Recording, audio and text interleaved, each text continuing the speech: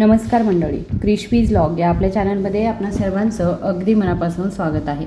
आज मी तुम्हाला एका अशा विषयाबद्दल सांगणार आहे ज्याबद्दल तुम्ही कदाचित कोणालाही कधी सांगितलं नसेल, पण तुम्ही तो अनुभव रोज घेता। सकाळी उठल्यावर आपले पाय सुन्न झाल्यासारखे वाटतं, चालताना आपल्या गुडघ्यांची ताकद कमी होते, 2 खोल्या आरामात ओलांडणंही अवघड होऊन बसतं। कधी कधी आपला तोल जातो तर कधी एक पाय दुसऱ्या पायाला लागतो, जणू काही आपले शरीरच आपल्याला साथ देत नाही असं वाटतं। ज्या गोष्टी पूर्वी सहज केल्या जायच्या, जसं की पायऱ्या चढणं, बाजारात जाणं, उभं राहणं, त्या आता थकवणाऱ्या वाटतात। कधी कधी आपल्याला वाटतं की प्रत्येक गोष्टीसाठी आपल्याला दुसऱ्या कोणावर तरी अवलंबून राहावं लागेल का। आणि त्याहूनही जास्त वेदनादायी हे आहे जेव्हा कोणीतरी हात पुढे करून म्हणतं, मी तुला आधार देतो। हे ऐकून खूपच वाईट वाटतं नाही का? कारण आपल्याला माहीत असतं की आपण कमजोर नाही, पण हे शरीर हळूहळू साथ सोडत आहे। पण यावर खरंच काही उपाय नाही का? हेच आयुष्य आहे का आता? तर नाही। आजचा व्हिडिओ याच गोष्टीबद्दल आहे। हे अडखळणं, हा थकवा, हा अशक्तपणा थांबवणं शक्य आहे आणि त्यावरचा उपचार अगदी घरगुती आणि सोपा आणि स्वस्त आहे, जो तुम्ही तुमच्या स्वयंपाकघरामधूनच सुरू करू शकता। चला आता ते खरं कारण समजून घेऊया, जे नकळतपणे आपल्या पायांची ताकद कमी करत आहे। या वयात पाय लडखडणं, पायांमध्ये जडपणा जाणवणं किंवा चालताना अडखळणं हे सामान्य वाटू शकतं, पण यामागील खरं कारण वैद्यकीय भाषेमध्ये सार्कोपेनिया म्हणून ओळखलं जातं। ही एक अशी स्थिती आहे ज्यात 50 वर्षानंतर शरीरातील स्नायू हळूहळू कमकुवत होतात। सार्कोपेनियाचे परिणाम सर्वात आधी पायांमध्ये दिसतात, कारण शरीराचे संपूर्ण वजन पायांवरच असतं। हळूहळू तुम्हाला उठायला आणि बसायला त्रास होऊ लागतो, जास्त वेळ उभं राहणं कठीण होतं, चालताना तुम्हाला काहीतरी धरून चालावं लागतं, कोणतंही काम न करताही थकवा जाणवतो आणि हे सर्व हळूहळू शरीराला अशा टप्प्यावरती आणतं जिथे पडणं सोपं होतं आणि उठणं कठीण होऊन बसतं। हाडे मोडणं, तोल जाणं आणि हालचालीचं स्वातंत्र्य कमी होणं हे सर्व धोके नकळतपणे तुमच्यावर दबाव आणतात। सर्वात चिंताजनक गोष्ट ही आहे की हे केवळ वाढत्या वयाचा परिणाम आहे असं समजून आपण अनेकदा त्याकडे दुर्लक्ष करतो, पण हाच निष्काळजीपणा अखेरीस आपलं स्वातंत्र्य हिरावून घेतो।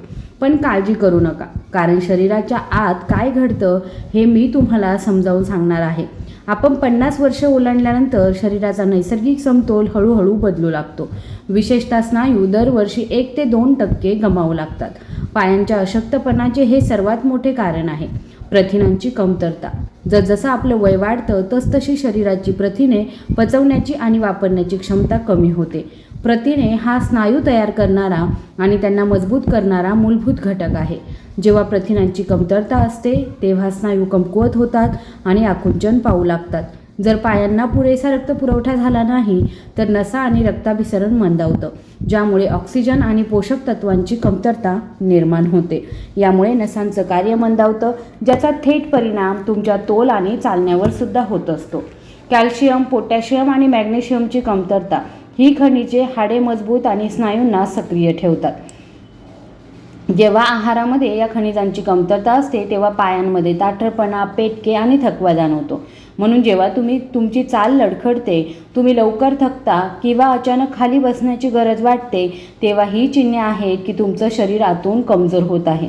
पण चांगली बातमी अशी आहे की जर आपण योग्य पोषण आणि पारंपरिक सूपने सुरुवात केली तर हे ठीक करणं कठीण नाही।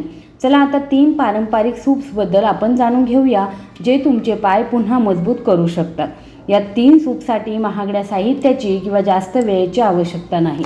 ते स्वस्त, घरगुती, स्वादिष्ट आहेत आणि सर्वात महत्त्वाचं म्हणजे ते शरीराला शक्ती देतात। पहिलं म्हणजे मूग पालक सूप। हे सूप पायांच्या स्नायूंसाठी सर्वात प्रभावी मानलं जातं। साहित्य काय आहे? अर्धा कप धुतलेली मूग डाळ, 1 कप चिरलेला पालक, 2 ते 3 ठेचलेल्या लसणाच्या पाकळ्या, अर्धा चमचा जिरेपूड, अर्धा चमचा तूप, पाव चमचा हळद, चवीनुसार सैंधव मीठ, 2 कप पाणी। सर्वप्रथम मूग डाळ धुवून 15 मिनिटे भिजत ठेवा। एका पातेल्यामध्ये तूप गरम करा, त्यात जिरे आणि लसूण घाला, वास येऊ लागल्यावर हळद घाला, पालक आणि डाळ घाला, मिश्रणावर पाणी घालून मंद आचेवर 15 ते 20 मिनिटे ते शिजवा। डाळ शिजल्यावर मीठ घालून चांगलं मिसळून घ्या। हवं असल्यास हलक्या हाताने ब्लेंड करा आणि गरमागरम सर्व करा। फायदे काय होतात तर मूग डाळीमध्ये भरपूर प्रथिने असतात, ज्यामुळे स्नायूंचं विघटन टळतं. पालकातून लोह आणि कॅल्शियम मिळतं, ज्यामुळे स्नायू आणि हाडे दोन्ही मजबूत होतात. लसूण रक्ताभिसरण सुधारतो, ज्यामुळे पायांना ऑक्सिजन आणि पोषक तत्वे मिळतात. हे कधी आणि कसं प्यावं? दुपारच्या जेवणासोबत किंवा रात्रीच्या हलक्या जेवणात. आठवड्यातून किमान 3 वेळा याचं सेवन करा. हळद, आलं आणि डाळीचे 2 सूप पूर्णपणे शाकाहारी आहेत. हे सूप सूज, वेदना आणि पेटके आतून शांत करतात.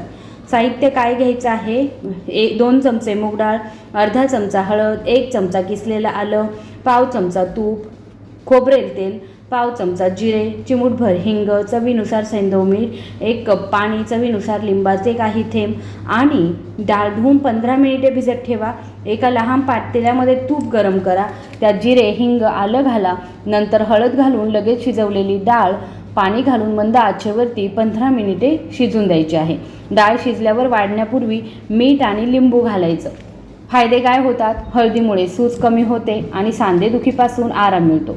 आलं नसा सक्रिय करतं आणि स्नायूंमधील रक्तसंचार वाढवतं. डाळ प्रथिनांचा चांगला स्रोत आहे.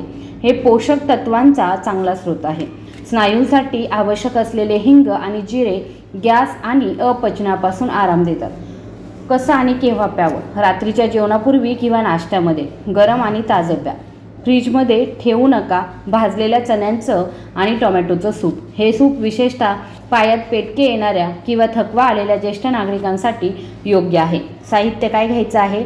2 मोठे चमचे भाजलेले चणे घ्या, जाडसर वाटलेले असावेत.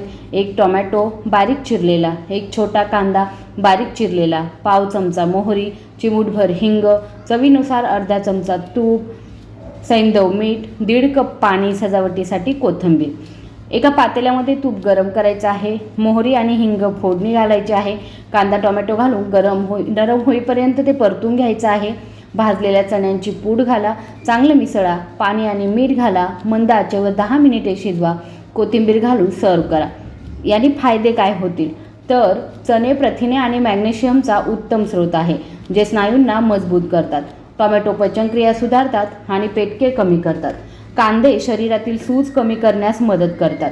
कसं आणि केव्हा प्यावं? सकाळी किंवा संध्याकाळी हलका नाश्ता म्हणून. विशेषतः थंड दिवसांमध्ये हे सूप शरीराला उबदार देखील ठेवतं.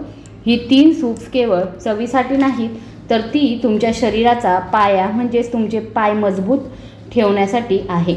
आता अधिक लवकर परिणाम पाहण्यासाठी या सूपसोबत कोणत्या 3 सोप्या सवयी अंगीकारल्या पाहिजेत ते जाणून घेऊया. केवळ सूप पिणं पुरेसं नाही.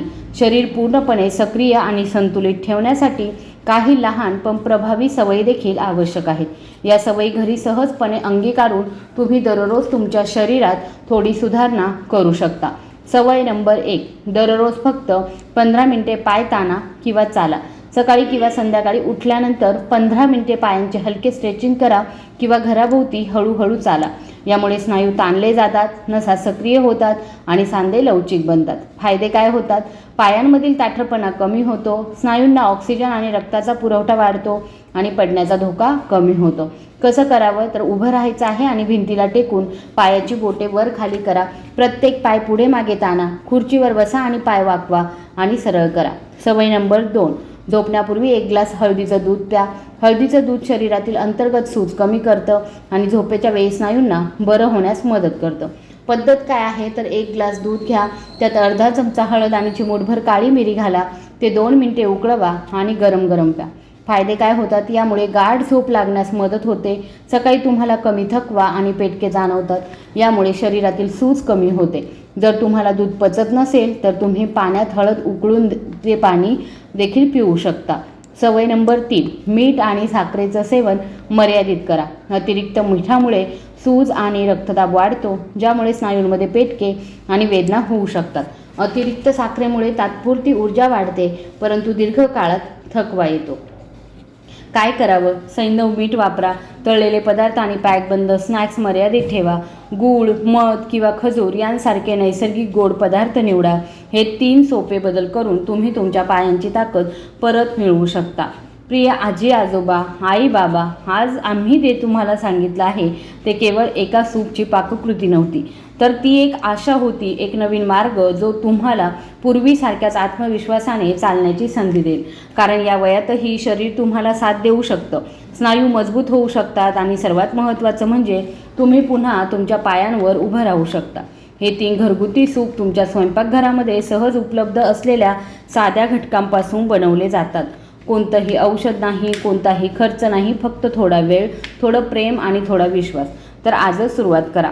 15 दिवस, हो फक्त 15 दिवस दररोज यापैकी एक सूप प्या आणि बघा तुमचे पाय कसे पुन्हा जिवंत झाल्यासारखे वाटतात. तुम्हाला हा व्हिडिओ उपयुक्त वाटला असेल तर कृपया या व्हिडिओला लाईक, शेअर आणि सबस्क्राईब करायला विसरू नका. धन्यवाद.